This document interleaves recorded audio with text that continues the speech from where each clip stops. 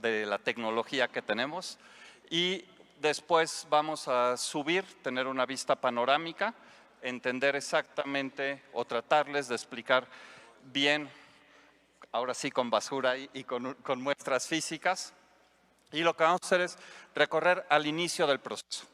Entonces, aquí recibimos… Sí, cuidado.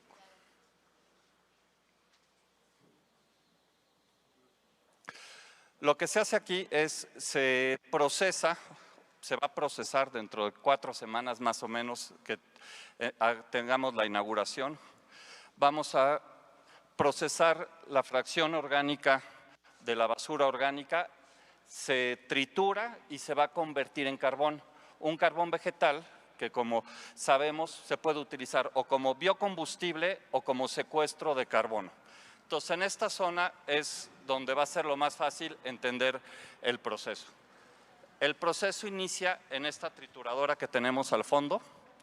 Aquí se abre el portón, se descarga la basura se hace un primer corte como si fuéramos a hacer una salsa. La cebolla primero la cortamos y después la metemos en la licuadora. De la licuadora se alimenta por esta tolva. Esta es una bomba de alta presión. Lo que hacemos es que aquí se inicia subiendo la presión de la basura, entra ya una especie de licuado. Estos intercambiadores de calor lo que hacen es que la empiezan a calentar. Nos es muy importante esta subida de temperatura porque queremos que siempre se mantenga en fase líquida, no queremos que cambie a vapor. Entonces pasamos por aquí, estos intercambiadores tienen la característica además de aprovechar a través de esto el calor de desperdicio de acá, de los intercambiadores de salida. Entramos, vamos al reactor, este es el reactor principal, el reactor más grande del mundo de carbonización hidrotermal, es este que tenemos aquí. Entra la basura, básicamente es una olla a presión. Entonces entra la basura, conforme va subiendo poco a poco, se está bombeando desde abajo, conforme va subiendo se va convirtiendo en carbón. Entonces se va carbonizando, sumergido en agua, fase líquida. Es un proceso extraño porque pensaríamos que siempre el carbón se va a convertir quemándose en seco, pero aquí es en húmedo. Entonces va subiendo, por la parte superior ya sale carbonizado, sale a estos tubos y va bajando y lo vamos enfriando poco a poco, porque antes de liberar la presión tiene que estar frío. Igual que en una olla a presión en la casa, tenemos que se calientan los frijoles, se cocen los frijoles, la cerramos, se enfría y es cuando ya podemos vaciar el lodo a este tanque que tenemos acá. Después de este tanque que se vacía el lodo, pasamos al filtro prensa, aquí quitamos el agua y en la parte de enfrente ya obtenemos los famosos churritos o pellets de carbón. ¿Okay? Entonces esta es la parte primordial de la planta. Toda la energía que se necesita para esta parte la obtenemos del equipo que tenemos en la parte de atrás, que es un gasificador, y ahorita platicamos esa parte. ¿Algún? Sí, no, nada más que el comentario importante es aquí… Sí. Sí. Pero vengo tarde. Sí, aquí lo que aprovechamos es materia orgánica húmeda, muy húmeda, y esa es la mayoría de la materia orgánica que se produce. Entonces, implica que no tenemos que secarla, y al no secarla hay un aprovechamiento energético mucho más alto, ¿no? ¿Pero cómo se separa? Entonces, todo lo que viene… Eso se separa en las casas. En las casas nosotros tenemos un programa de separación de basura. En las casas, en los servicios, etcétera. Cuando fui secretaria de Medio Ambiente, cuando el hoy presidente fue jefe de gobierno, hicimos una ley en la ciudad para separar la basura en orgánica e inorgánica. Entonces, en las casas formalmente ya viene separada. Claro, tiene que hacerse una revisión previa para que no venga contaminada, pero ya viene separada de orgánica. Lo que viene aquí es orgánica, residuos de la comida, residuos mercados públicos, residuos de alimentación que no se usa, frutas, etcétera, etcétera, etcétera. Esa basura orgánica entra húmeda y pasa por todo este proceso, y al pasar por todo este proceso, al final, digamos que obtenemos, toda la basura orgánica tiene carbón, porque todos los seres vivos esencialmente tenemos carbón. estamos hechos de carbono. Entonces la basura orgánica lo que vamos a hacer es convertirlo en cuadritos de carbón vegetal. El resto del agua, ¿a dónde queda? Queda aquí. El resto del agua, porque viene muy húmeda, queda en este tanque y es un fertilizante orgánico ya completamente limpio, sin ningún tipo de bacteria o patógena, porque ya pasó por un proceso, por un autoclave y ya se mataron todos los patógenos. Entonces, básicamente aquí nos queda nitrógeno, fósforo, potasio y tenemos un fertilizante. Lo que obtenemos, como decía la doctora, es el carbón y el fertilizante. Y ese carbón tiene más calor, ¿cómo se llama? Poder calorífico que el carbón mineral. Entonces, si ese carbón sustituye al carbón mineral en las carboeléctricas, entonces hay emisión prácticamente cero de dióxido de carbono, que es el principal gas de efecto invernadero. Entonces, la basura la podemos convertir en carbón vegetal.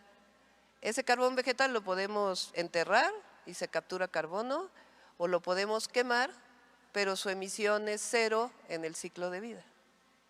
¿Y por qué aquí en México? ¿Por qué aquí en México? Porque pues fue idea de esa cabeza y esta cabeza. Porque aquí estamos los tres. Sí. A ver, en la génesis, cuando a Claudia la eligen jefa de gobierno, yo era director del Instituto de Ingeniería de la UNAM. Él era mi jefe. Y entonces lo que hicimos es en qué proyectos o en qué áreas claves podíamos tener una colaboración positiva. Y uno de los temas más importantes es el manejo de residuos urbanos. Nosotros teníamos tiempo ya trabajando en estos procesos, entonces le propusimos a la jefe de gobierno hacer esto como una planta piloto primero, pero después escalarlo para cambiar la forma de utilizar la basura en la Ciudad de México. Creemos que es un proyecto con muchísimo potencial para eso. De ahí salió. Y luego, bueno, el gobierno, el UNAM, Y Buscamos una empresa privada. sí, y la empresa privada. Dinos poco de la empresa privada. Bueno, nosotros empezamos este tipo de proyectos. Primero hacíamos proyectos en comunidades rurales, de ahí conocemos el concepto del biocarbón, que es el secuestro en el suelo.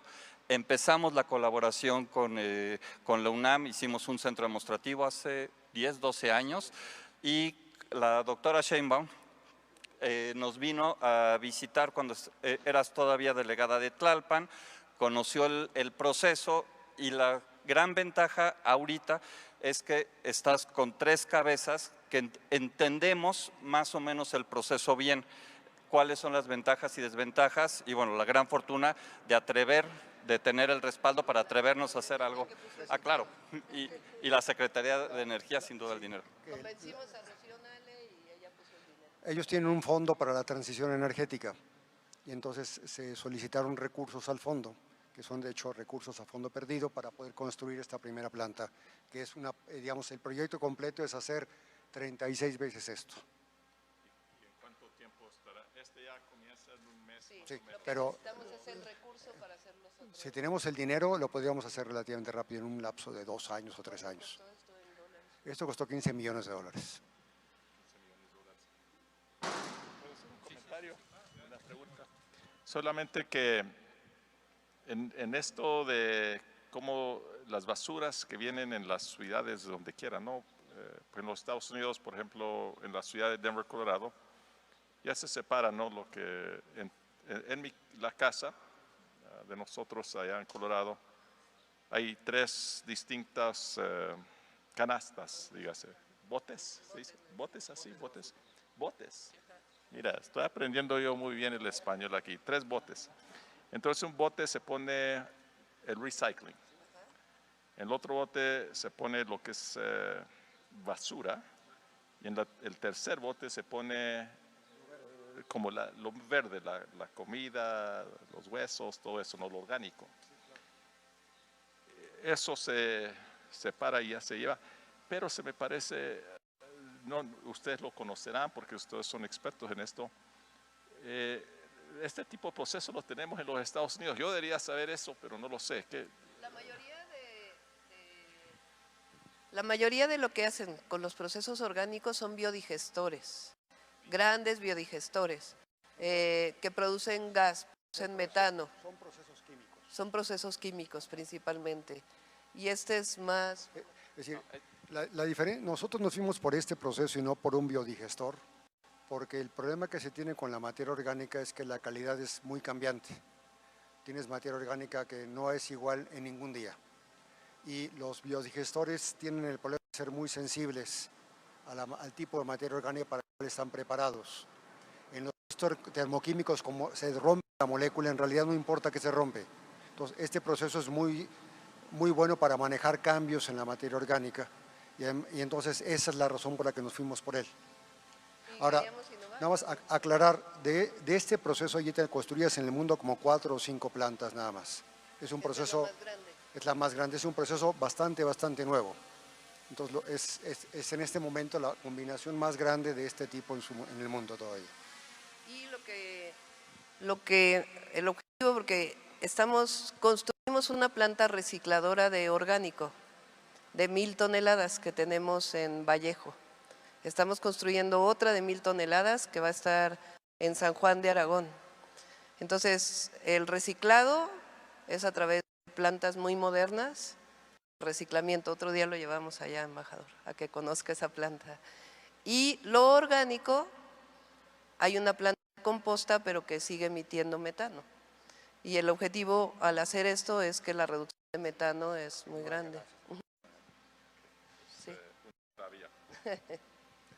Vamos al otro proceso. Vamos al otro proceso. Igual me pasó.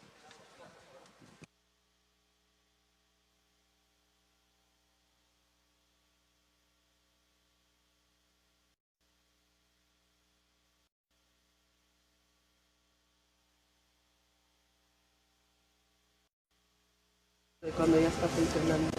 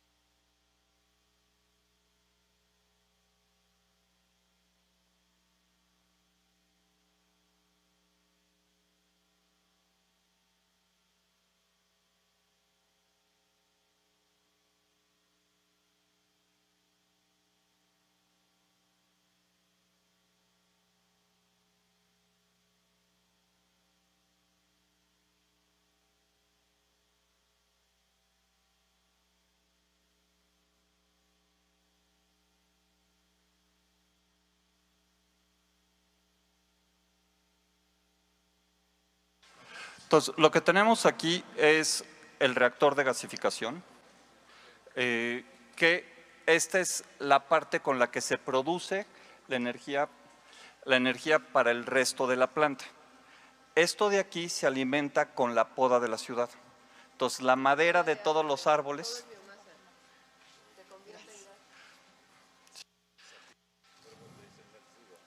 Justamente, es un net zero porque tenemos la energía que consume el proceso, se genera también a través de biomasa, en este caso biomasa seca. Entonces, una línea es biomasa seca y la otra línea es biomasa húmeda. Sí, y así es como estamos operando. Ahora, en este caso tenemos bueno, no sé, ¿tú quieres agregar algo de gasificación, Luis? Sí, nada más que el gas tiene dos usos. Un uso ya se los dijo Daniel, lo pasamos a una caldera, calienta aceite y con eso mantenemos caliente este reactor. El otro uso es, lo enviamos a unos generadores de electricidad y producen toda la electricidad para las bombas, para los ventiladores, para todos los equipos que se ocupan. Entonces la planta es autosuficiente en la generación de la energía que requiere para funcionar y toda es generada con base en materia orgánica. Y el adicional que estamos… Acá atrás está un relleno sanitario de, no sé, creo que son 100 hectáreas, no sé cuánto. 750 hectáreas, aquí atrás. El antiguo relleno donde se enviaba toda la basura de la ciudad. Cuando nosotros llegamos al gobierno, estaba abandonado. E hicimos un proyecto también para hacer una regeneración ambiental de todo eso. Hoy realmente está prácticamente tapado con pasto, pero eso produce gas metano todavía. Y ese gas metano queremos traerlo para acá también, sí, ajá, por si falta algo de energía, viene del relleno que está aquí atrás.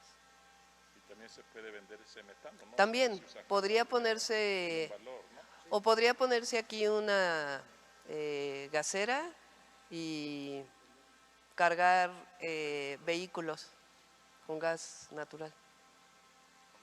Con biogás, pues. Sí. El biogás es prácticamente lo mismo que el gas natural, es metano, es CH4. Ajá. Sí. Científicos. Toda la tecnología está preparada para recibir o este gas de síntesis o el metano. Entonces estamos preparados desde el principio para… Lo podemos cambiar automáticamente, no tenemos ningún problema para eso. Hicimos desde un principio un sistema híbrido para que pueda justamente funcionar con los distintos tipos de gas. Entonces estamos queriendo prepararnos también para las siguientes etapas de lo que pueda pasar, como en este caso la integración del biogás. En este caso también nos estamos integrando. Saúl, si puedes venir tantito, está la otra parte que es poder generar no solo con ingenieros la operación de la planta. Entonces, Saúl, que es parte de la Facultad de Ingeniería de la UNAM, y estamos integrando nueva gente de Tepito, de Pilares, a el proyecto de realidad aumentada. Entonces, la capacitación del uso del panel de control y de todos los equipos está hecho a través de esto, que es una tecnología de una empresa americana, Rockwell, que por cierto ya iniciamos la colaboración y tenemos aquí uno de sus representantes, pero ya estamos trabajando. Entonces… 23. ¿O ya saliste? Ya salí.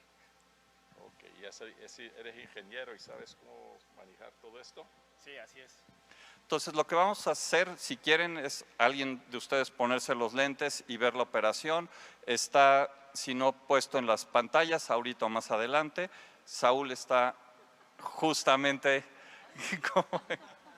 A ver, ya se fueron los medios.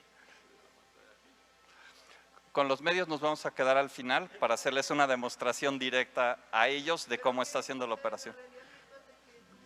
Te enseña cómo puedes operar este equipo. Entonces tú estás viendo el equipo… Pero es que para capacitación. Sí, exactamente, y te pone encima esta manija es para tal cosa, esta manija es para otra cosa, así lo vas a… Y ahorita oprime este botón y después tienes que oprimir esto y voltea a ver si tal cosa está funcionando. No, todo te lo hace o con los lentes o con el celular.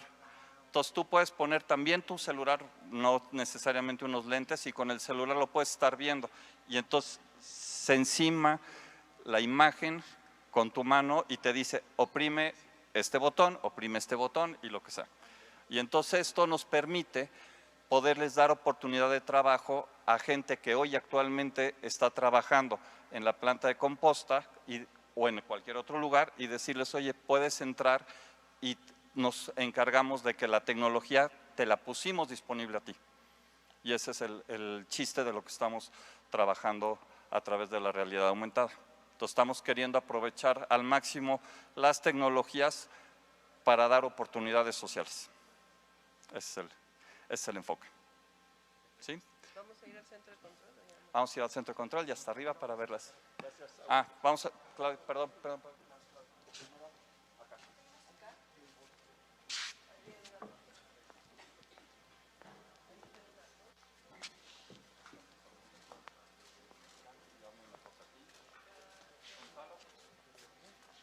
No vino Jesús Esteban.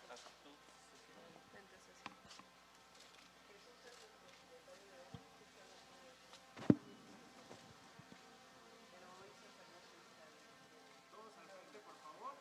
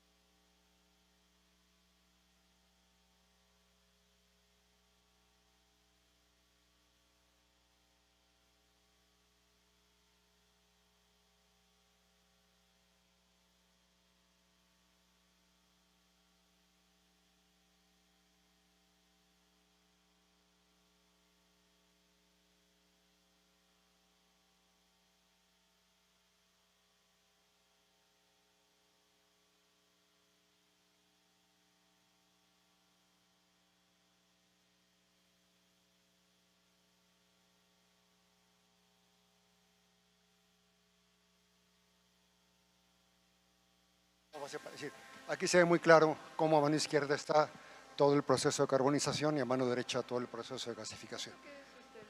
Son los limpiadores del gas. Ese gas, esta línea amarilla, es la que se va finalmente a los motores. Entonces, pues los motores no pueden tener gas sucio. Se necesita que el gas esté frío y hay que quitarle todos los alquitranes que podían tener y las partículas. En cambio, el que se va, que dice alta temperatura explosivo, eso se va a la caldera directamente y ese no tenemos realmente que limpiarlo. La caldera puede despachar fácilmente los componentes de alquitrán, ¿no? Con la flama se... ¿Cuánto es lo que de basura al día? ¿Orgánica? Como 4.000 toneladas. Sí, entre 4 y 5.000 toneladas al día. En esta planta. En la Ciudad de México. Aquí van a ser 2.400 cuando acabemos la última fase.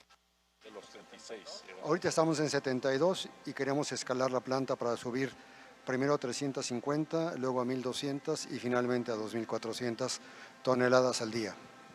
Nosotros son casi 1.200 toneladas. De todo, ¿no? No, es que la Ciudad de México produce de todo, 14.000. No, menos. Son de eso en casi, ¿no? No, ese era un cuento. Ya que lo medimos ¿Cuánto bien, fue? son como 10.000. Como 10.000 toneladas Pues la Ciudad de México. de la Ciudad de México. Y eso no es el área metropolitana, nada más la Ciudad de México. Y nosotros hemos reducido con todo lo que hemos hecho casi 8.000. Reducir ya Sí. 8.000 de basura. O sea, redujimos 2.000. 2.000 toneladas. Bueno,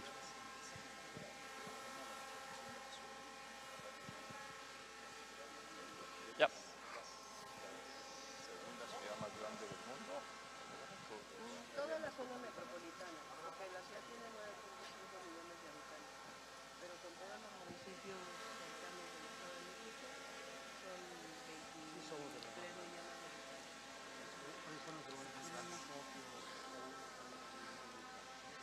Lo que es lo más grande.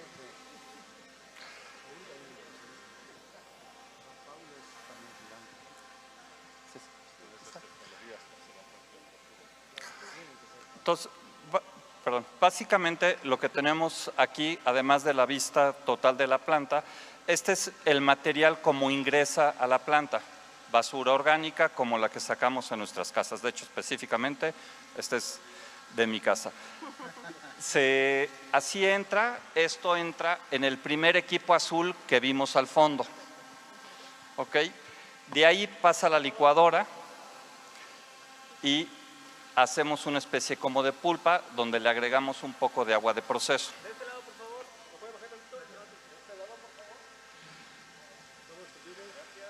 Después del reactor producimos este que es el famoso hidrocarbón, así es como sale. ¿Okay? Incluso el olor pueden apreciar que es un poco como a café tostado, algo así. Sí, y era basura.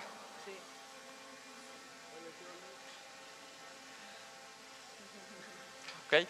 Y de aquí, después de pasar al filtro prensa,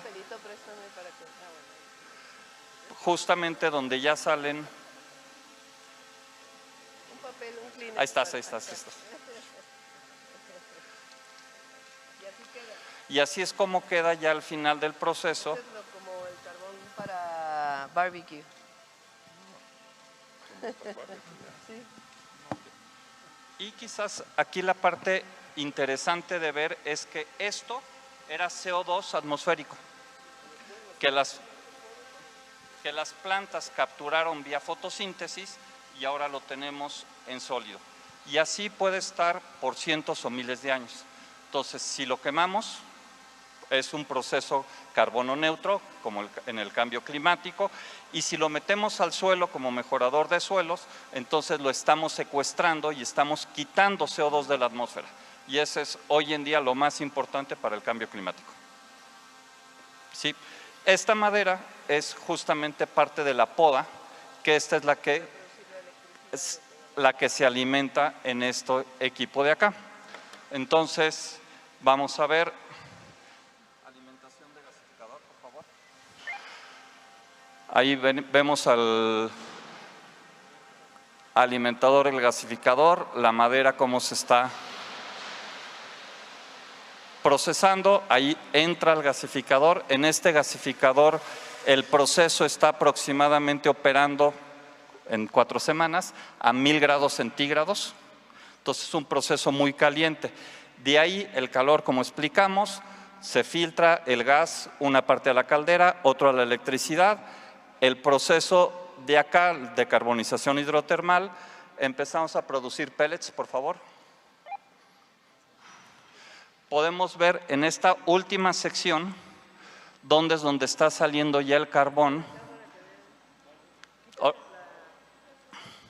Aquí es donde vemos justamente cómo se están produciendo estos pellets de carbón. Esta sección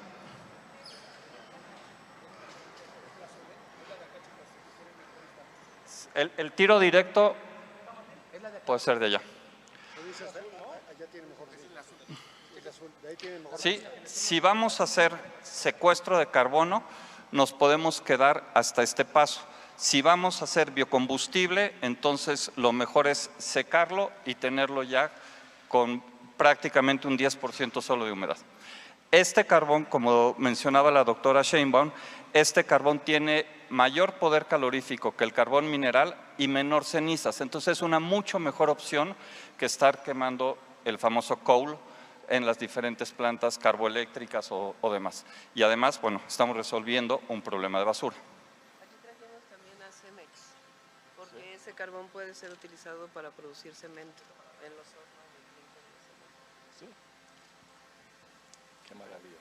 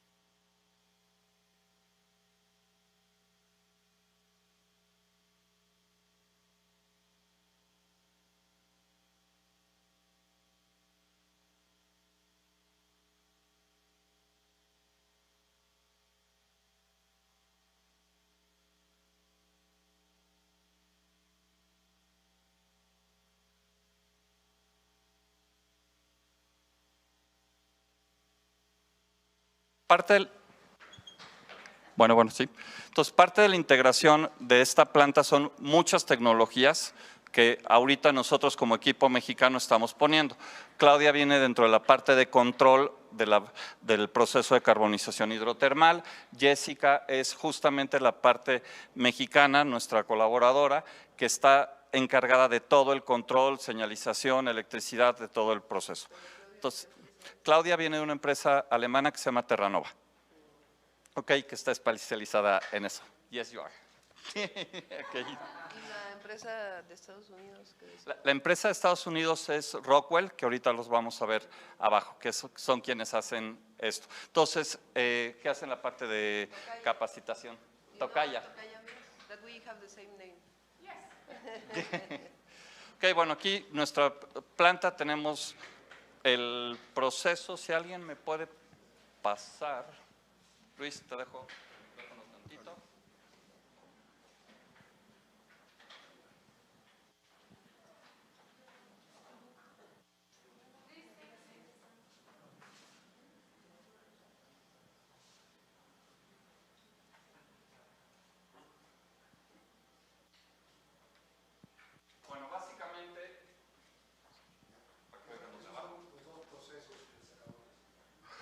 Sí, esta es la línea de carbonización. Todos los equipos están representados tal cual los que vieron. Iniciamos con esta trituradora, que es la que se tiene acá al fondo. ¿Ok? Entonces, exactamente es todo, licuadora, bomba de alta presión, intercambiadores. Aquí está todo tal cual representado, gasificación, motor generador, caldera. ¿Ok?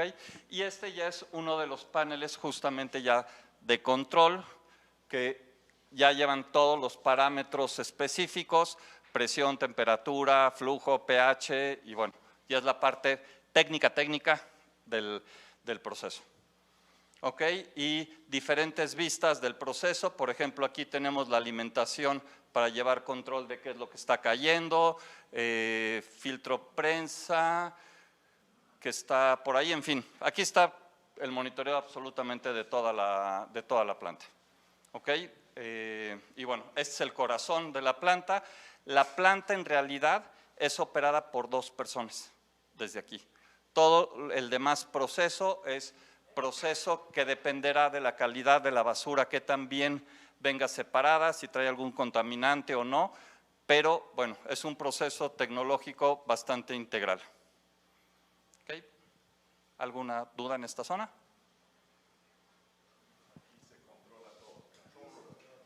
Así es.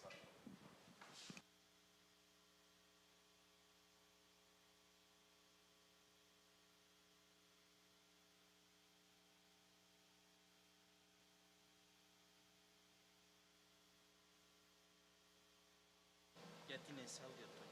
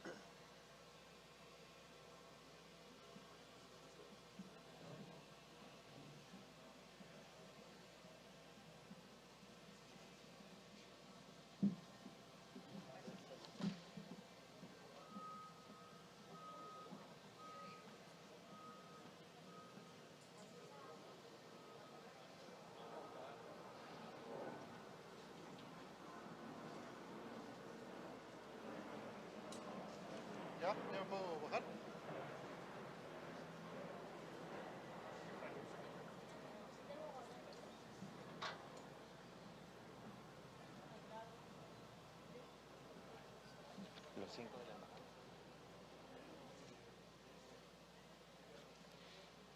Muy buenas tardes tengan todas y todos ustedes. El Gobierno de la Ciudad de México, ciudad innovadora y de derechos, les da la más cordial de las bienvenidas al recorrido de trabajo en la planta de carbonización hidrotermal. Es por eso que en esta tarde contamos con la distinguida presencia y damos la bienvenida al excelentísimo señor Ken Salazar, embajador de los Estados Unidos de América en México. Se encuentra con nosotros el licenciado Adolfo Cerqueda Rebollo, presidente municipal de Nezahualcóyotl. El doctor Gonzalo Núñez González, director general de Planeación e Información Energética de la Secretaría de Energía. El doctor Luis Agustín Álvarez y Casa Longoria, investigador titular del Instituto de Ingeniería de la UNAM y coordinador del proyecto de la planta de carbonización hidrotermal. La licenciada Aida Cecilia Mendoza Rodríguez, subsecretaria de Servicios Urbanos de la Secretaría de Obras y Servicios. El ingeniero Daniel Camarena Elizondo, director de operaciones de la planta de carbonización hidrotermal y representante del Instituto de Ingeniería de la UNAM. Preside este acto la jefa de gobierno de la Ciudad de México, doctora Claudia Sheinbaum Pardo. Del mismo modo, agradecemos contar con la gentil presencia de todas las personas que amablemente nos acompañan en este acto, saludando con mucho gusto a las y los funcionarios de la Embajada de los Estados Unidos de América en México y de la USAID, así como a las y los integrantes del Gabinete del Gobierno Municipal de Nezahualcóyotl. Saludamos muy especialmente en esta tarde a todas y todos los trabajadores de la planta de carbonización hidrotermal. También nos está acompañando el gerente de Rockwell Automation, Luis Arturo Vélez. Saludamos a los representantes de medios de comunicación y a todas las personas que nos siguen en esta transmisión a través de plataformas digitales. Damas y caballeros, sean todas y todos bienvenidos. A continuación, cedemos el uso de la voz en los micrófonos al investigador titular del Instituto de Ingeniería de la UNAM y coordinador del proyecto de la planta de carbonización hidrotermal, doctor Luis Agustín Álvarez y Casa Longoria. Muy buenos días, creo que ya son tardes, ¿verdad? Sí, ya son tardes. Buenas tardes a todos. Me da mucho gusto recibirlos en esta planta de carbonización hidrotermal. Este es un proyecto que surge, tiene tres actores principales. 4 actores principales en realidad. Está en primer lugar el Gobierno de la Ciudad de México, en segundo lugar está la Secretaría de Energía, en tercer lugar está la Universidad Nacional Autónoma de México, el Instituto de Ingeniería en particular, y en cuarto lugar la empresa G2E con la que hemos trabajado conjuntamente. Esta planta es un ejemplo de una forma distinta de tratar el problema de la basura en la Ciudad de México. Se trata de aprovechar la basura orgánica que generamos todos los días en la Ciudad de México. Estábamos hablando hace unos minutos que la Ciudad de México produce aproximadamente 4.000 toneladas diarias de basura orgánica. Lo que estamos proponiendo con el proceso que están viendo aquí es una forma para conseguir que esta basura produzca, por un lado, energía y, por otro lado, que de manera muy importante reduzca las emisiones a la atmósfera de gases de efecto invernadero. Entonces, en la planta se recibirá todos los días, en este momento, el prototipo que ven es capaz de tratar 72 toneladas de basura al día. Pero hay una idea para que esta planta se reproduzca muchas veces, la pensamos reproducir hasta 36 veces, de tal manera que todos los días tendríamos capacidad para tratar 2.400 toneladas de basura. El producto de esta planta es importante. Por un lado, genera un material que llamamos hidrocarbón, que es un biocarbón. Ese biocarbón puede ser un sustituto de carbón fósil. Es decir, puede evitar que se utilice carbón fósil en plantas, por ejemplo, carboeléctricas o en algunos procesos, como por ejemplo los hornos clinker de cemento. El segundo uso de este carbón es no quemarlo y utilizarlo como un medio de secuestro de dióxido de carbono. En principio, lo que conseguimos es que por cada tonelada de hidrocarbón que producimos en esta planta, estaríamos evitando aproximadamente 11 toneladas de gases de efecto invernadero que se dejan de emitir en la atmósfera. Cuando tengamos listos todos los módulos que tendríamos que construir en la planta, estaríamos dejando de emitir aproximadamente el 10% de las emisiones totales de la Ciudad de México. Entonces es un proyecto con un impacto enorme. Y en la última fase del proyecto lo que hemos hecho además es combinarlo con el proyecto del Bordo Poniente. El Bordo Poniente, que es esa gran montaña que ustedes vieron al entrar a su mano derecha, era un gran depósito de basura para la Ciudad de México. Este bordo se cerró ya hace algún tiempo y está en una operación de cierre controlado. En los cierres de los rellenos sanitarios se produce gas metano también. La intención es que ese gas metano sea dirigido también a esta planta y nos ayude a generar la energía que necesitamos para el proceso.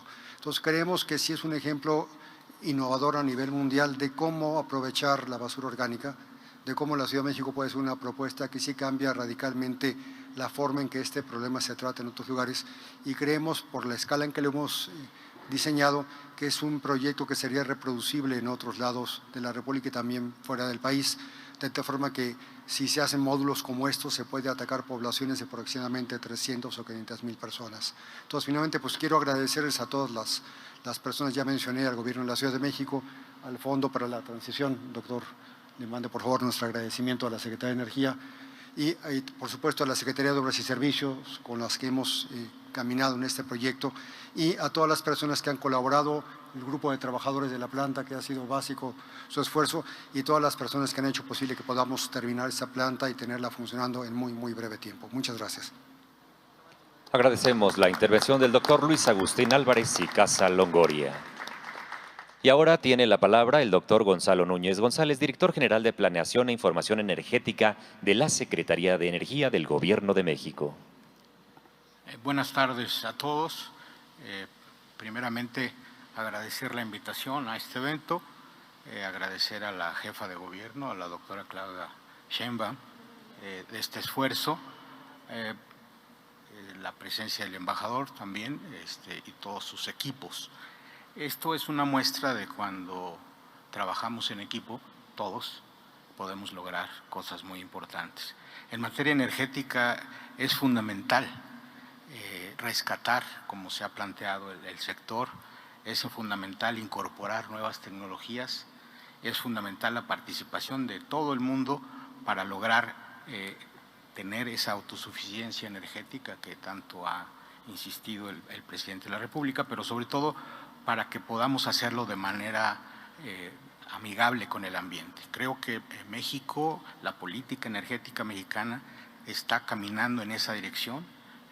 Tenemos una ley para la transición energética, estamos haciendo el cambio de la matriz energética, estamos recuperando tecnologías que se tenían, como en el caso de las hidroeléctricas, de tal suerte que este proyecto es un proyecto piloto, que es un proyecto insignia de cómo se puede trabajar de manera en colaboración con todo el mundo, pero sobre todo de cómo podemos lograr abatir la emisión de gases de efecto invernadero que tanto nos preocupan a todo el planeta prácticamente. La doctora Sheinbaum en ese sentido ha sido una promotora de este tipo de tecnologías, y la Secretaría pues se encuentra muy complacida de poder acompañar. Les quiero decir que la Secretaría estamos involucrados en muchos proyectos que tienen esa dirección de combatir la emisión de gases de efecto invernadero, y que vamos y estamos cumpliendo con los compromisos no solo internacionales sino propios para lograr generar energía en mejores condiciones, de manera que no afectemos el medio ambiente. De todas maneras, pues enhorabuena para todos, muy amables, y un proyecto que, como decía Luis, podemos replicar. Tenemos alrededor de 70 zonas metropolitanas en el país que emiten una cantidad brutal de contaminantes, y que este es un mecanismo muy interesante para poder abatir estos indicadores. Muy amables, gracias. La intervención del doctor Gonzalo Núñez González. Ahora tiene la palabra el embajador de Estados Unidos de América en México, excelentísimo señor Ken Salazar. El lunes, martes, miércoles de la semana pasada, por la instrucción del presidente Biden, llegó John Kerry, el enviado del presidente Biden al mundo en el tema del cambio climático. El mensaje del presidente Biden y del secretario Kerry es que se tiene que hacer todo lo que es posible, porque estamos viviendo unos tiempos de urgencia, que como se está calentando el planeta, no nos da mucho tiempo para resolver estos desafíos en una manera para el beneficio de la humanidad, y para asegurar que Estados Unidos y México van a la mano descubriendo las tecnologías, la transición de las energías del pasado a las energías del futuro. Y en esos días, que fue, como lo dije, la 7ª vez que viene el John Kerry acá a México para reuniones con el presidente Andrés Manuel López Obrador, también tuvimos la oportunidad de pasar tiempo con los gobernadores de todos los estados de México, y con la jefa de gobierno, la doctora Claudia Sheinbaum. Y ahí en el diálogo entre John Kerry y la jefa de gobierno se reconoció una realidad, que la ciencia y la potencia económica que tenemos se puede realizar abajo de la ciencia y la tecnología. Y eso lo llevamos en muchos diferentes caminos, pero llegar a la misma meta, ¿no? Cuando hablamos, por ejemplo, de las energías renovables, las energías solares que pueden ser parte de la generación de México, Estados Unidos, se ve en estados como Sonora, ahí la relación entre Sonora, Baja California, California, Arizona.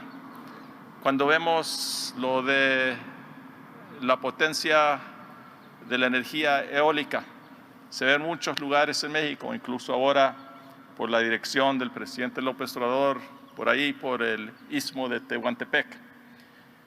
Después de esas reuniones en esos días, fui con la gobernadora Laira Sansores, ahí a Campeche. Allí, una empresa de Estados Unidos, Atlas Renewable Energy, ya se habían construido con el gobierno de México, el gobierno de la República, con el apoyo del Estado, una central solar de 300 megawatts. Y en ese día ya estaba funcionando. Entonces, cuando ve uno la demanda de energía, por ejemplo, allí en Campeche o en Tabasco, sabemos que podemos hacer mucho con las energías renovables. A veces se dice que hay muchas inquietudes entre México y Estados Unidos, pero para cada inquietud la realidad es que tenemos muchísimo en común. Y la agenda de esta transición de energía fósil a una energía limpia para que se pueda sostener nuestro planeta y nuestra humanidad, la estamos viendo en manera conjunta Estados Unidos y México. Y en esta planta aquí se va viendo lo que se puede hacer con la tecnología. Ejemplar, como lo han platicado mis colegas, un ejemplar mundial, que la tecnología de este proyecto se pueda llevar a otras ciudades, sí, a México, pero también a los Estados Unidos, a ciudades como Denver y New York y San Francisco y Houston, donde están tratando de solucionar los mismos problemas, ¿no? Entonces, que México, que la Ciudad de México va adelante enseñándole a lo demás del mundo, es algo que nosotros, de la parte del presidente Biden, aplaudíamos porque van en muy buen camino. El 22, 3, 4 de abril estaremos en una reunión mundial en mi estado natal de Colorado, donde vamos a levantar este concepto, en inglés se dice Net Zero Cities, no sé la traducción así a español, pero Ciudades carbono cero. Ciudades carbono cero. Y queremos asegurar que la Ciudad de México, por el liderazgo de la jefa de gobierno, doctora Sheinbaum, podemos hacer unos ejemplares de lo que están haciendo ustedes acá, para que lo demás del mundo vaya conociendo qué se está haciendo acá. Y también allá, obviamente, muchas de las ciudades de los Estados Unidos también llevan ya proyectos. Entonces, nomás para concluir, darle las gracias a la doctora Sheinbaum, la jefa de gobierno, que con su entusiasmo, pues hablamos de este proyecto ya hace tiempo y que vinimos acá para ver qué se estaba haciendo. Y no es la primera vez que hablamos de esto, de la importancia del cambio climático, las energías, las eficiencias, todo eso, porque es algo que ella ya lleva mucho tiempo trabajando para hacer los sueños realidad. No, aquí se ve estos doctores que saben muchísimo más que lo que yo voy a saber en mi tiempo, pero se ve aquí que en los sueños los soñadores son los que hacen el futuro. Y aquí se ven los soñadores y se ve la realidad de este piloto. Voy a regresar otra vez para ver cuando ya van hasta más avanzados. Felicidades. Gracias. Estimamos profundamente la puntual intervención del excelentísimo señor Ken Salazar, embajador de Estados Unidos de América en México. Y a continuación, escuchemos el mensaje que nos dirige la jefa de gobierno de la Ciudad de México, doctora Claudia Sheinbaum Pardo. Muchas gracias. Muy buenas tardes a todos y a todas. Muchísimas gracias, embajador de Estados Unidos de América en México, Ken Salazar. Es el embajador, un amigo de México. Él viaja por todo el país, es muy cercano a todos los gobernadores, siempre interesado en lo que estamos haciendo. Hay un proyecto particular al que ustedes saben, que es que en la nueva sede de la embajada se está haciendo en la Ciudad de México, y ahí hay mucha colaboración para todo lo que requiere la embajada, pero al mismo tiempo tenemos colaboración en muchos temas con instituciones de Estados Unidos, empresas de Estados Unidos en México. Y desde hace tiempo había platicado con el embajador para que viniera a esta planta. Le comenté hace tiempo distintos proyectos ambientales que estamos haciendo y particularmente proyectos que tienen que ver con disminuir los gases de efecto invernadero, que son los que provocan el cambio climático global.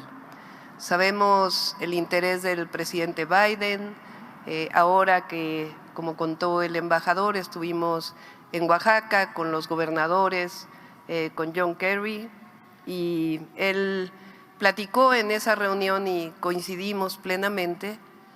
Recientemente se publicó el último reporte del Panel Intergubernamental de Cambio Climático, el sexto reporte de este grupo del que en algún momento tuve el privilegio de formar parte.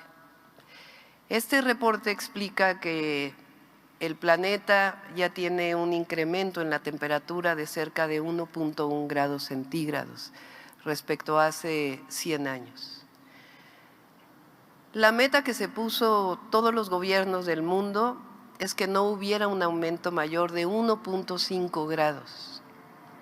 Entonces, los esfuerzos que tenemos que hacer ciudades, países, municipios, por reducir las emisiones de gases de efecto invernadero, pues tienen que ser mayúsculos para que podamos realmente cumplir esta meta. Y en particular el año 2030 es un año muy importante para todo el planeta. México emite menos del 2% de las emisiones de gases de efecto invernadero de todo el planeta. El primer país es China, el segundo es Estados Unidos, y nosotros estamos dentro de los primeros 20.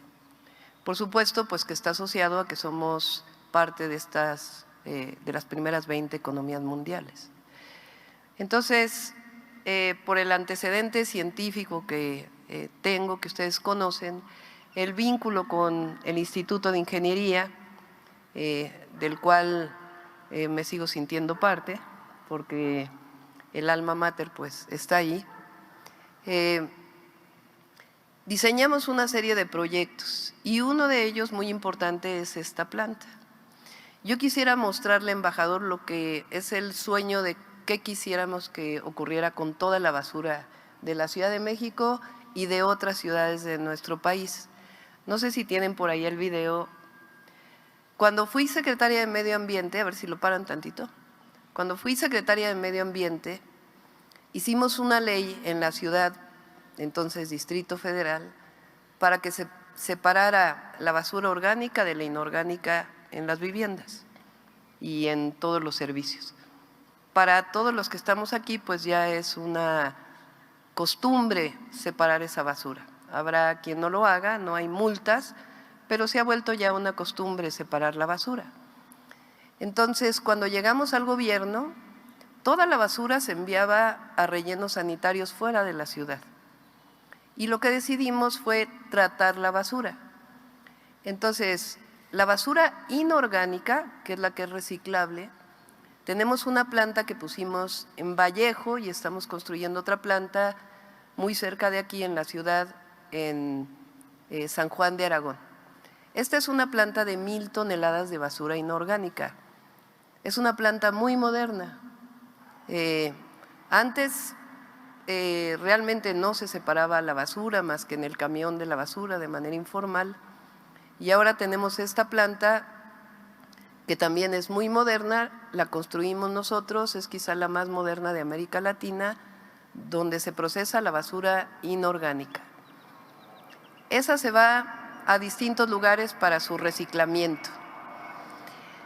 Y entonces la pregunta es, ¿qué hacíamos con la basura orgánica? Normalmente, o desde hace tiempo, se va a una planta de composta que está aquí. Pero la planta de composta emite uno de los gases de efecto invernadero, que es el que más potencial de calentamiento tiene, o de los que más potencial de calentamiento tiene, que es el metano. Entonces, diseñamos esta planta para convertir toda esa basura orgánica en cuadritos de carbón vegetal que pueden ser utilizados para quemarlos en carboeléctricas o enterrarlos o usarlos como abono orgánico. Esta es una planta piloto. El objetivo es que podamos tener otras 35 plantas para resolver todo el problema de la basura de la ciudad y otras 2 plantas adicionales de basura inorgánica, de reciclamiento de basura. Pero esta planta es muy especial porque pues es la planta más grande del mundo en su tipo. No hay otra planta como esta. Entonces es mostrarle a la ciudad, al país, junto con la Secretaría de Energía, por supuesto, que es factible resolver 2 temas graves ambientales: la disposición final de los residuos sólidos y al mismo tiempo las emisiones que causa la basura. Los rellenos sanitarios en el país y los tiraderos a cielo abierto, si mal no recuerdo, emiten alrededor del 15% de las emisiones de gases de efecto invernadero del país. Si toda la basura del país pudiera tratarse de esta manera, pues lo estaríamos reduciendo a 0.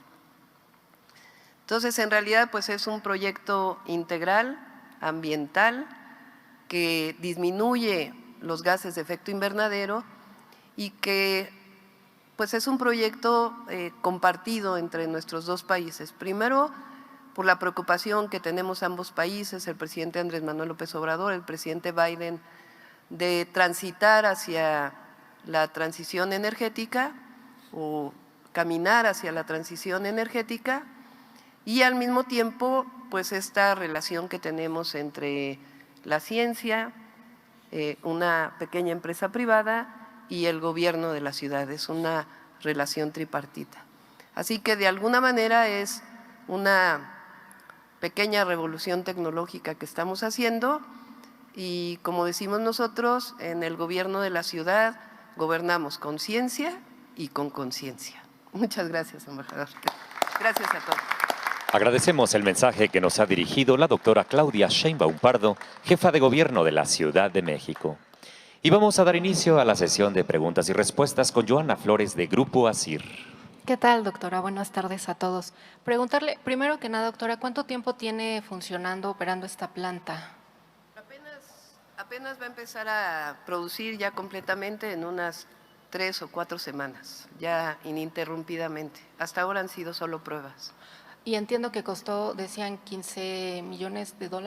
Sí, costó 300 millones de pesos. Y son recursos de gobierno de la ciudad. De Secretaría de Energía. Secretaría de Energía. Sí. Y también, doctora, mencionaban, son 76, creo que dijeron, toneladas, 72 toneladas que está procesando al día. Estamos hablando de que esas 72 se traducen en igual número de toneladas de este carbono, ¿o cuánto se produce al día? Esta planta, de las 72 toneladas van a producirse aproximadamente 8 toneladas de hidrocarbono. Al día. Sí, porque la basura orgánica que se procesa tiene muchísima agua. Entonces, esa agua no cuenta. Entonces, lo que queda neto es realmente el carbono y serán como 8 toneladas al día. Y mencionaban que este tipo de carbón va para carboneras eléctricas, bueno, las carboneras, en fin, ¿qué uso le van a dar a este tipo de carbón? El biocarbono es un combustible. La ventaja es que es un combustible que, como tiene origen vegetal, no produce gases de efecto invernadero netos. Entonces el carbón tiene, digamos, dos usos potenciales. El primero es quemarlo. Se puede quemar en una planta carboeléctrica, se puede quemar en un horno donde uno quiera, que se puede utilizar como combustible carbón. El poder calorífico de este carbón es ligeramente superior al carbón fósil. El otro uso es no quemarlo y guardarlo. Digamos, la diferencia está en que si lo quemamos, el proceso se llama carbono neutro, si no hay emisión neta de gases de efecto invernadero, pero en el tratamiento de la basura apropiado eliminamos por cada tonelada de hidrocarbono aproximadamente 11 toneladas de dióxido de carbono equivalente.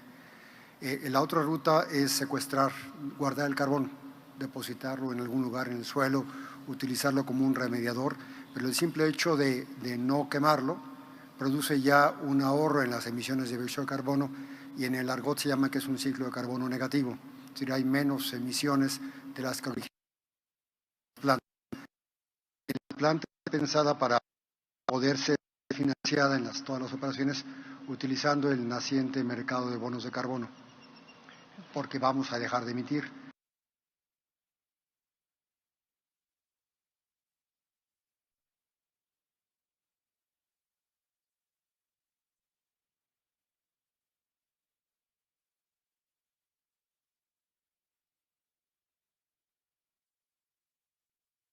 Para alguna de las plantas carboeléctricas que tiene, pero no necesariamente solamente CFE.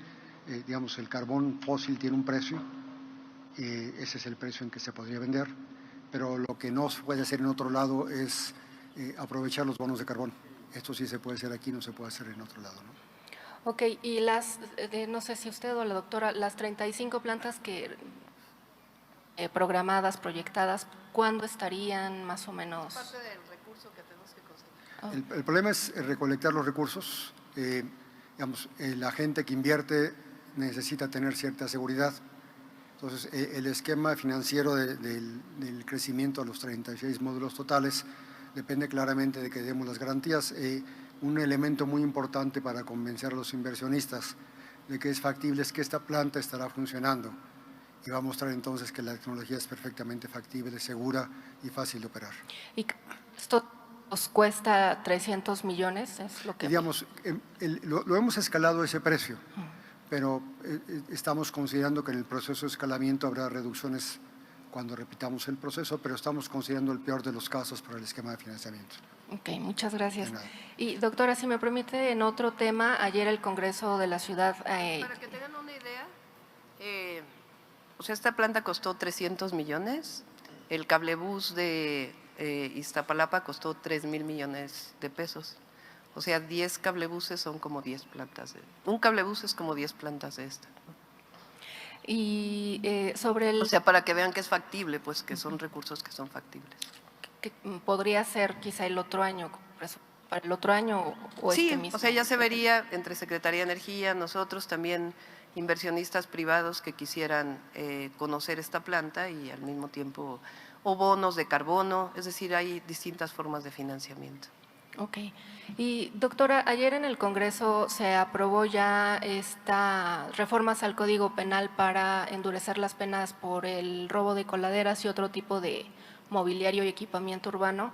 Conocer su opinión, doctora, saber si confían ustedes como gobierno que esto puede inhibir pues este delito y este mercado negro que hay en torno a él. Sí, pues… como saben, el robo de coladeras es uno de los problemas que tenemos. Lo que estamos haciendo es sustituir por otro material. En vez de acero, pues que sea de polietileno. Y poco a poco lo estamos sustituyendo, pero son muchísimas coladeras en la ciudad, requiere pues varios años para hacer esta sustitución. Pero el robo de coladeras, como ustedes saben, se puede traducir pues en un accidente muy trágico como el que hubo en la ciudad. Entonces, lo que queremos, pues, es decir, cuando te robas una coladera, no solamente es que es ilegal, que es un mercado negro, no es un robo cualquiera, es un robo que afecta a toda la ciudad y es un robo que puede provocar un accidente grave. Y no sé si a usted, doctora, en los gabinetes de seguridad le informan si ya ha habido detenciones, si hay avances en investigaciones sobre estas Sí hay bandas. detenciones, tanto de robo de cobre, de cable de cobre del metro, como de coladeras. Si quieren, le pido al secretario que lo informe. Sí, gracias. Y también, doctora, ayer ocurrió un incendio en Sí, la muy alcaldía Cuauhtémoc. Lamentablemente pierden la vida 2 personas. A ver, ¿qué va a pasar con las personas que fueron desalojadas? Si están teniendo coordinación con la alcaldía, que también por ahí estaba la alcaldesa ayer, y bueno, pues también decía que era gente que había tomado este predio de forma ilegal y mencionaba que era de Morena, por lo etcétera. que pregunté hoy en el gabinete justo de seguridad, es un asentamiento que tiene desde 1985, inclusive no sabemos si se generó a partir del sismo del 85. Entonces, de alguna manera han adquirido pues derechos de ese sitio. Entonces, en este momento estamos investigando de quién es el predio para ver si se tiene que adquirir y poder ofrecerle a esa población pues una opción de vivienda pues mucho más digna. Podrían hacer. Recuerden que tenemos un proyecto en Atlampa que queremos que resuelva todos los campamentos que están en esa zona, que están desde el sismo del 85. Vamos a ir a visitarlo pronto porque ya va muy adelantado. ¿Y se tiene el padrón, doctora, de cuántas personas fueron afectadas? Si gustan, le pido también a la secretaria de Protección Civil, ella es quien está coordinando todos los esfuerzos, que puede hacerles una tarjeta para informarles.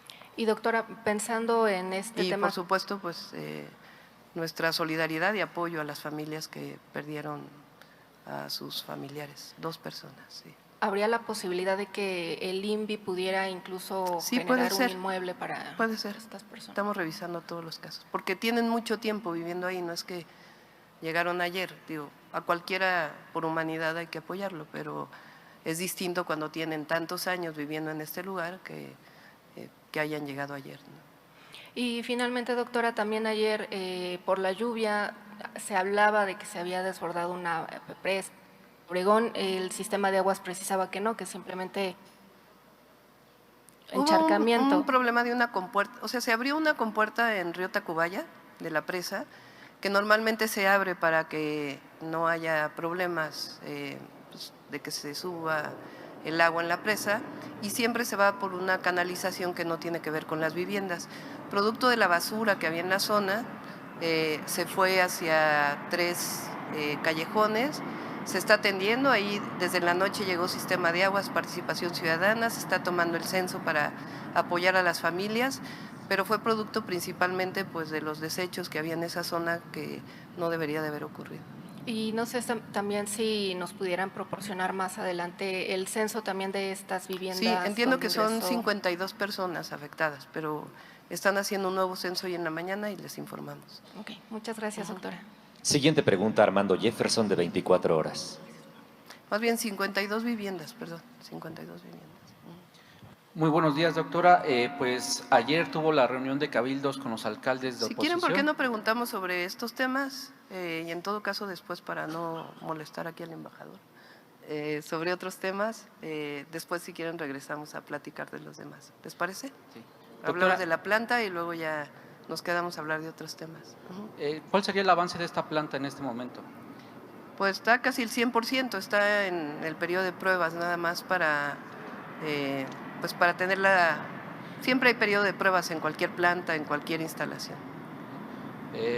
¿Ya han tenido acercamiento con algunas empresas para la adquisición de este carbón? La vez pasada que vinimos, recuerdan que vino Cemex, estamos platicando con ellos como una opción para los hornos de clínker,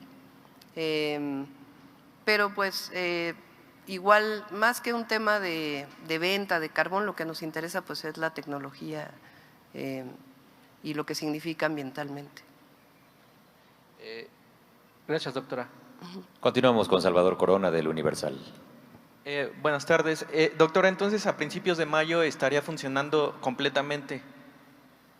Le pregunto a ellos porque ellos son los responsables, sí. Ok, ¿cómo lo harían para traer pues todo este material o los desechos orgánicos? Ya llega aquí, por eso se hizo aquí la planta. La planta de composta está aquí atrás. Ok, y en otra pregunta, mencionaba pues que cuando fue secretaria de Medio Ambiente pues se creó esta ley, sin embargo, como bien lo dijo usted, pues muchas veces no se recicla desde las casas.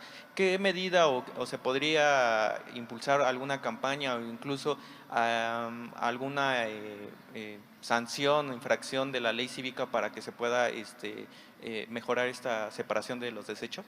Sí, no pensamos en sanciones, pero sí en campañas. De hecho, la Secretaría de Medio Ambiente ha hecho algunas campañas en algunas tiendas de autoservicio y porque ahí llega la gente y se promueve.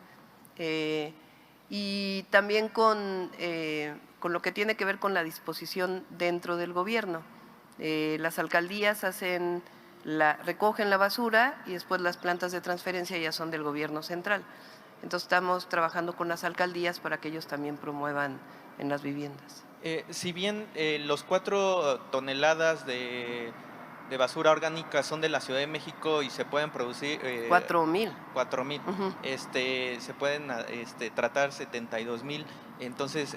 O sea, son 4,000 y esta trata 72. Por eso es una planta piloto. O sea, y por eso decimos que requeriríamos como otras 29 más, por lo menos, para que realmente recicláramos toda la basura orgánica de la ciudad. ¿Y podría haber la posibilidad de hacer convenios con algunos municipios, por ejemplo, Nezahualcóyotl o algunos, para que puedan reciclar la basura? Sí, de hecho la ciudad recibe una parte de basura del Estado de México en plantas muy viejas de reciclamiento que existían en la ciudad, de los antiguos pepenadores. Y ahora justo lo que queremos es, con la planta esta de reciclamiento de San Juan de Aragón, reducir esas otras plantas viejas para que quede solamente esa. Perfecto, gracias. Última pregunta, Raquel Flores, de Grupo Fórmula. Gracias, buenas tardes. ¿De dónde proviene la basura que va a llegar a esta planta? ¿De qué alcaldías, de qué municipios o de toda la ciudad? Tania, debes saber. Ajá. ¿Sí? De toda la ciudad llega aquí al bordo poniente. Ok, y al embajador Ken Salazar, lo vemos que le gustó, se impresionó y que podría en un momento dado invitar para que se puedan realizar este tipo de plantas en los Estados Unidos. ¿Es así? ¿Habría algún plan de inversión para que esta tecnología llegue a Estados Unidos? Pues mire, la realidad es que va a haber mucho financiamiento sobre este tipo de proyectos, ¿no? Porque es un tema de mucha prioridad mundial. De la parte del presidente Biden y el secretario Kerry, de eso estuvimos hablando con la jefa de gobierno, con los otros gobernadores de México y también con el presidente Andrés Manuel López Obrador, que en este tema de reducir emisiones, levantar las energías renovables, hay intereses muy grandes que quieren apoyar este tipo de proyecto. Y como lo comentaba Claudia, este proyecto piloto que ya va a comenzar, y tengo yo mucha confianza que sí va a trabajar como piloto, como lo decía el doctor, entonces ya viendo cómo va trabajando, sí va a haber intereses. Y nosotros de la parte de los Estados Unidos, el compromiso que hacemos aquí con la jefa de gobierno es que ahí vamos a estar nosotros con el hombro de apoyo, porque esta planta pilota tiene una potencia muy grande. En el recorrido le explicaba usted que en su casa tiene este tipo de cultura de la separación de la basura, y con la tecnología que observa aquí estamos en un buen nivel, es decir, Estados Unidos también va muy adelantado en este tema. México compite con esta tecnología de tal suerte que, como bien dice, puedan llamar para que se inviertan en este tipo de plantas. Pues sí, miren, yo vengo de un lugar muy afuera de ciudades, pero me recuerdo bien que en esos ranchos toda la basura orgánica y inorgánica, iba todo nomás allá les decimos dumpes, yo no sé, aquí lo dicen landfill, aquí no como tenemos aquí. Ha cambiado mucho el mundo, ¿no? ya ahora ya se está haciendo diferente, ¿no? Ahora hay un conocimiento que si vamos a seguir cuidando nuestro planeta, tenemos también que asegurar que estamos haciendo lo mejor con la basura que tenemos y hallando caminos de beneficio como se está hallando aquí en esta planta. Ahí estamos logrando muchísimo. Primero, estamos reduciendo las emisiones que están dañando nuestro planeta. Y lo segundo, se están creando trabajos. Los trabajadores que hicieron esta planta, los trabajadores que estarán trabajando aquí. Entonces, de la vista del presidente Biden, la manera que vemos estos temas, sí se ven como temas que no son, bueno, son difíciles para solucionar, pero hallando la solución también hay buenos trabajos. Hay buenos trabajos. Entonces la transición que hablaba la jefa de gobierno es algo que lo vemos nosotros como un positivo para la economía, para los trabajadores y también para los temas ambientales. Gracias. Y no quiero desaprovechar su presencia y el uso de voz ya finalmente. El gobierno de Estados Unidos ofreció ayuda para investigar las causas del incendio del centro de detención en Ciudad Juárez, Chihuahua, pues que dejó a estos migrantes muertos 39. ¿Usted ya habló con el presidente López Obrador? ¿Qué sabe al respecto? ¿Si va a haber apoyo para esta investigación? Mire, nosotros siempre al respeto a la soberanía de México, ¿no? Y como lo dice el presidente Biden, lo digo yo hasta en este día varias veces en otras reuniones que hemos tenido, trabajamos con México así como socios, pero siempre con el respeto a la soberanía de México, ¿no? Entonces, siempre nosotros listos para apoyar, si es algo que se necesita de nosotros, ¿no? Trabajamos muchísimo con el Gabinete de Seguridad, con la secretaria Rosicela Rodríguez, y sé que ella es la que ahora está viendo este asunto desafortunadamente que pasó en Juárez. Pero aprovechar nomás este comentario de lo de la migración. Por primera vez en toda la historia del hemisferio están los Estados Unidos y México líderes trabajando a buscar las soluciones de esta crisis que tenemos.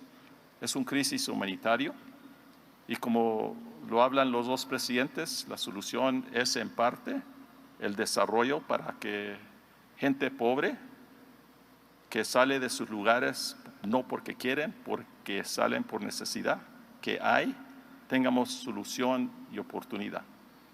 Lo segundo es que ya llegando a estos corredores dolorosos de la migración, que también haya una respuesta humanitaria y las reformas que se requieren en mi país, en los Estados Unidos, en el Congreso de los Estados Unidos, es que tienen que ayudarnos ellos para llegar a un sistema de migración que sea un sistema regular, ordenado y seguro.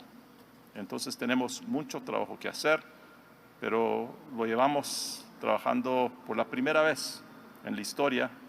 Ahora en los últimos 2 años llevamos un trabajo conjunto con el gobierno de México y con el presidente. Muchas gracias. Gracias, embajador. Cerramos sesión de preguntas y respuestas y así finalizamos este acto. Muchas gracias a todas y todos. Muy buenas tardes. Ahorita regresamos si quieren.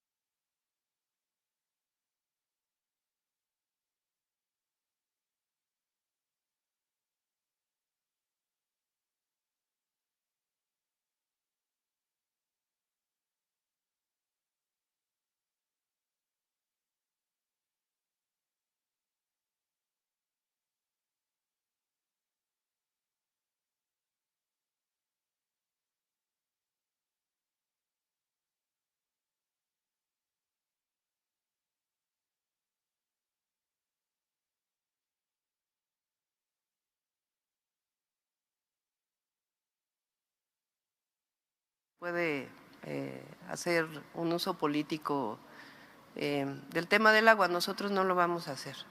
Para nosotros el tema de la sequía y con ello la escasez de agua que está viviendo la ciudad en este momento por la reducción del Cutzamala es algo en donde nos tenemos que coordinar con las 16 alcaldías. Y es importante pues para que la población a la que no le está llegando agua, que normalmente le llegaba o que tiene que recibirla por pipa, que por alguna razón se cerró una válvula que no se debe cerrar, que es parte de la cotidianidad en el manejo de agua en la ciudad, pues que no ocurra esto, sino que estemos totalmente coordinados. Entonces, pues por supuesto cada quien habló de sus temas y acordamos en principio una coordinación inmediata para el tema de las pipas, para el tema de las fugas, de la atención a fugas, y ellos nos dijeron también de algunos tanques en donde se estaba derramando el agua y pues rápidamente lo vamos a atender. Bien. Luego de esta reunión, ¿hubo algún alcalde que se acercó a usted para abordar temas más específicos? Por ejemplo, tenemos algún tema con el alcalde de Contreras, que tiene que ver con un predio que él ha estado pidiendo que se le asigne y estamos totalmente de acuerdo, y algunos otros temas similares, pero esencialmente fue agua. Okay. Doctora, también pues se reunió con los directivos de Grupo Walmart. ¿Nos puede dar detalles de qué abordaron en esta reunión? Sí, ellos tienen interés en construir algunas otras tiendas en la ciudad. Pues les planteamos que en qué lugares es factible, en qué lugares no, cómo trabajamos todo lo de los permisos, que se ha hecho mucho más eficiente, y al mismo tiempo si hay oposición vecinal, cómo trabajarlo. Y al mismo tiempo pues les platicamos lo que hemos hecho en la ciudad en disminución de seguridad. Con ellos tenemos un proyecto muy importante que ustedes nos acompañaron en algún momento, que es cámaras de seguridad que están conectadas al C5. Son 256 cámaras ya que instalaron ellos y que están conectadas al C5, además de algunos tótems que ellos pusieron. Entonces, pues era un poco para informar cómo iba este proyecto. Estuvo presente Pepe Merino y Juan Manuel, director del C5, y a partir de ahí pues hablamos de estos otros temas. Y ellos pues también platicamos un poco de un esfuerzo que hicimos en la pandemia, que fue justamente el que la canasta básica, que es un programa que hoy tienen con el Gobierno de México para contener la inflación, lo trabajamos con ellos originalmente aquí en la ciudad para la canasta básica. Entonces, que hoy pues lo están haciendo masivamente para el tema de la inflación. Fue una reunión muy cordial. ¿Le dijeron cuántas tiendas pretenden construir? No, todavía no hay un número especial, pero sí pues la facilidad que podamos dar, siempre y cuando pues evidentemente dialoguemos con los vecinos, que en algunas ocasiones hay problemas. Y por último, doctora, pues, ¿qué balance tiene del tianguis turístico? Sí, esta se adelantó un poco, ya no pude estar en la conferencia de prensa de cierre, pero fue un éxito total. Dio el licenciado Torruco, a ver si podemos tener todos los datos. Fueron se esperaban 70 países, fueron más de 80 países, 82, algo así. Y realmente pues todos los pabellones de todos los estados formidables. Muchas ciudades también pusieron su pabellón, rompió récord de turoperadores que vinieron, de empresarios. Entonces realmente pues fue algo muy importante para la ciudad, y la innovación que le dimos por primera vez en su edición 47 de sacar el tianguis a la calle, y entonces en Reforma pues hubo un stand de cada uno de los estados. ¿Existe la posibilidad de que regrese otra edición de este tianguis a la capital? Todavía no lo tenemos contemplado, pues vamos a esperar. Okay. Muchas gracias, doctora. Gracias. Seguimos. Oye, nuevamente, doctora, sobre este tema de Cabildo, la solicitud que le hicieron fue que estuvieran 24/7 abiertas las garzas para… Esa fue una propuesta que hicimos nosotros. Ajá, o sea, fue algo que yo les planteé a Sistema de Aguas. Ellos dijeron que había algunas garzas que estaban cerradas y nosotros les planteamos pues 24 o 18 horas por lo menos al día que estén abiertas las garzas y darle prioridad siempre a las pipas públicas frente a las pipas privadas. En ese tema, ¿reforzarían ahí la seguridad? Entiendo que hay también un tema de pipas ilegales, que incluso los vecinos han querido cerrar estos tipos de garzas o pozos para evitar que pues, les quiten agua, ¿no? Sí, la idea principal es que la prioridad es para las pipas públicas, por eso es importante la coordinación. Iztapalapa tiene un número muy importante de pipas, con ellos tenemos una coordinación muy grande, pero otras alcaldías comenzaron a rentar pipas. Entonces, pues tendrán 10 pipas en un lugar, hay que saber cuáles son, que estén bien señalizadas para que en las garzas se le dé prioridad. ¿Y si se aumentaría, es que a lo mejor hay una confusión, sí se le aumentaría las pipas a las alcaldías que las solicitaron? Entiendo. Sí, o sea, la idea es que no falte pues el agua. Entonces, lo que va a haber es una reunión del coordinador del sistema de aguas y también de Roberto Capuano, que ahora nos está ayudando mucho también, con las alcaldías que requieren pipas para que nos podamos poner de acuerdo y con la Secretaría de Finanzas si se requiere algún recurso adicional. ¿Cuándo empezarían estas mesas regionales? Ya empezaron. ¿Sería en las 16 alcaldías? O... Sí, o por regiones también quedamos, que igual puede ser una reunión de 3 alcaldías juntas, 4 alcaldías juntas. Ok, nada más. En el tema de convenios con las empresas, ¿ya se firmaron todos? ¿Ya aceptaron para tener...? Hoy, en este momento tenemos 111 litros por segundo, ya con convenio con Conagua y ya inicia la conexión a la red.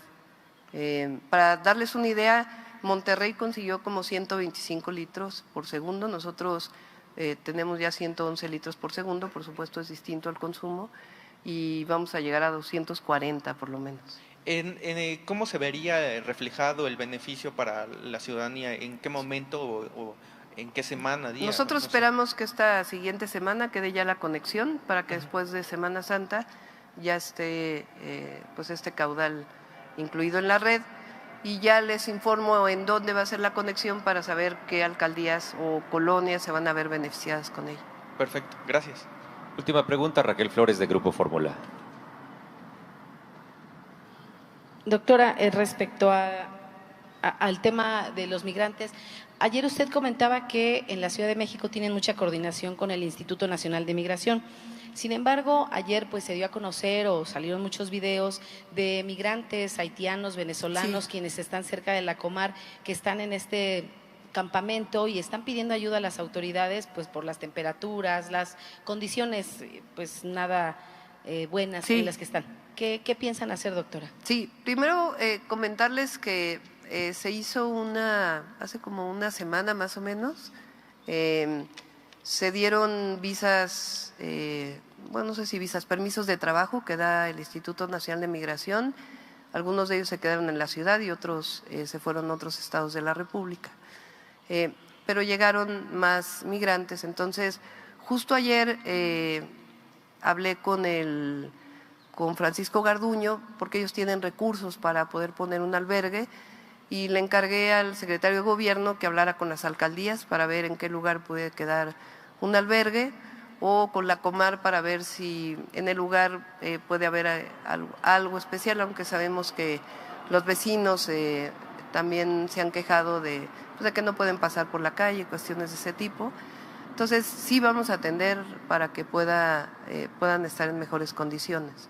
¿Se está trabajando para que sea a la brevedad, doctora? Sí, hoy en la tarde tenemos una primera reunión con Martí para hacer una revisión y ya les estaremos informando en dónde estaría, cómo estaría y las características que tiene que tener, justo porque tiene que estar migración. Sí, doctora. Y finalmente ayer el secretario de Gobernación, Adán Augusto López, pues culpó al secretario de Relaciones Exteriores de lo ocurrido en Ciudad Juárez, toda vez que señala que él es el responsable de la política exterior del país. ¿Qué puede decir usted al respecto? ¿Es bueno que se hagan este tipo de señalamientos?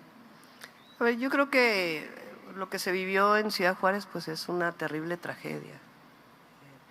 Ayer lo comentamos, nuestra solidaridad, nuestro pésame a las familias, hoy lo dijo el presidente en la mañanera, el pésame y además también a los gobiernos de donde vienen los migrantes. Y por supuesto que es algo que tiene que hacerse la investigación a fondo para saber pues las responsabilidades y, como lo dijo el presidente, pues llegar hasta las últimas consecuencias, que no sea, o sea, que se abra toda la verdad. Entonces, eso sería lo primero, ¿no? Y lo segundo, pues yo no me metería a ello. Yo creo que para todos es una tragedia y no queremos que ocurra nada como ello y tenemos que garantizar pues las mejores condiciones para los migrantes, que como bien dijo el embajador, es algo que ha dicho el presidente y que nosotros coincidimos, la migración en general no se da por gusto, se da por necesidad. Y claro que lo más importante es invertir para disminuir la migración en los lugares de donde vienen los migrantes, pero ya que están aquí, pues hay que generar las mejores condiciones para evitar una situación tan terrible como la que se vivió. ¿Llamaría usted a que no se politice este tema entre quienes aspiran a la presidencia, como es el caso de Adán Augusto? Yo creo que todos, no voy a entrar al debate con uno u otro de mis compañeros, la verdad. Yo creo que todos sentimos esta tragedia y lo más importante pues es que todos hagamos lo que tengamos que hacer para que algo así no vuelva a ocurrir y que los migrantes que pasan por México, que en general quieren pasar a Estados Unidos, pues tengan condiciones humanitarias en nuestras entidades. Gracias, doctora. Buenas tardes. Cerramos sesión de preguntas y respuestas. Muchas gracias. Buenas tardes. Dale a Cecilia a ver el micrófono para… Sí. La siguiente semana entonces van a definir cuántas les toca por alcaldías, porque por ejemplo ayer el alcalde de Chiguil dijo que él pidió 50, otras que 10, otros que 20, otras que 35. El sistema de agua tiene ahorita en este momento, algunas del sistema y otras rentadas, 517 pipas. Una parte muy importante de estas pipas están yendo a Iztapalapa porque es la alcaldía con más población y la que está sufriendo más por la disminución del Cutzamala. Las otras pipas se coordinan con participación ciudadana, en algunos casos con las alcaldías. Entonces, lo que nosotros acordamos con los alcaldes es que haya coordinación plena con los alcaldes y alcaldesas para la distribución de estas pipas. Vamos a hacer una valoración para ver si se requieren más pipas o con estas 517 es suficiente. Entonces, y en su caso, pues rentar más o inclusive la posibilidad de comprar más pipas, ¿no? Entonces, en esta semana se va a valorar y ahora normalmente en Semana Santa disminuye por obvias razones el consumo y es un buen momento para tomar todas estas decisiones para entrar después en la Semana de Pascua ya mejor equipados. Gracias.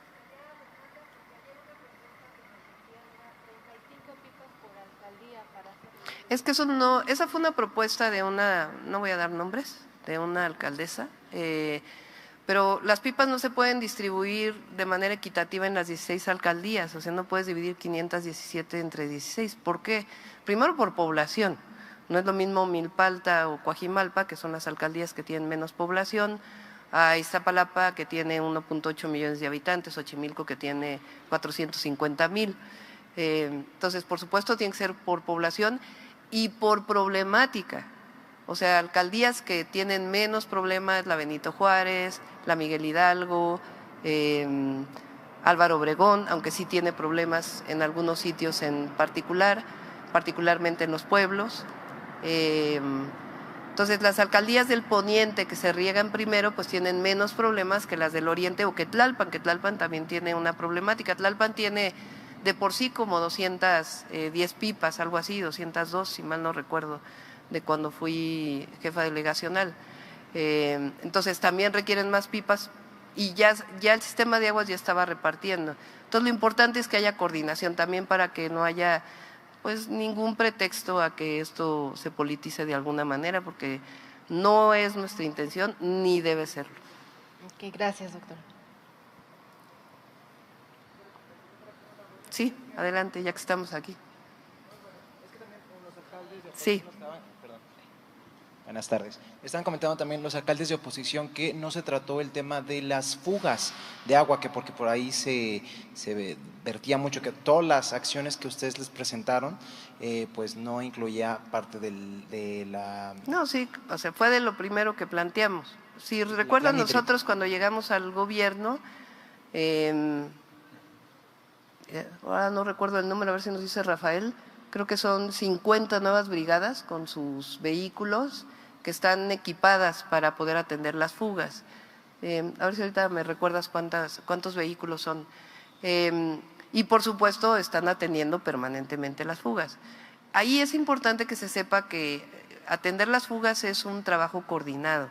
Normalmente las alcaldías deben resolver las fugas en las vialidades secundarias, pero no por eso Sistema de Aguas no está atendiendo ahorita todas las solicitudes de fugas.